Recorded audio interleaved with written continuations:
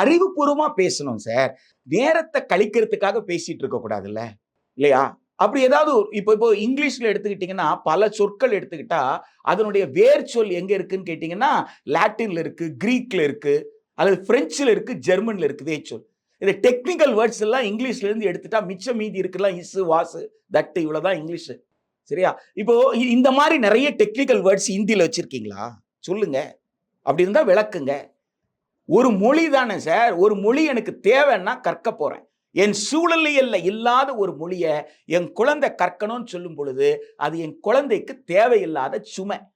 நீங்க செயற்கை நுண்ணறிவு வளர்ந்துருக்குன்றீங்க, ஆர்டிபிஷியல் இன்டெலிஜென்ஸ் காலம்னு சொல்றீங்க. இப்போ செயற்கை நுண்ணறிவு வளர்ந்த காலத்துல என் குழந்தைக்கு கணினி ஆசிரியர் கொடுன்னு சொன்னா அதை பத்தி பேச மாட்டேன்றீங்க. இன்னும் உலக அளவுல ஒலிம்பிக் பந்தயத்துல தடகள போட்டியில நம்ம பங்கேற்றோமா? கோல்டு மெடல் வாங்குறது, சில்வர் மெடல் வாங்குறதெல்லாம் அப்புறம்.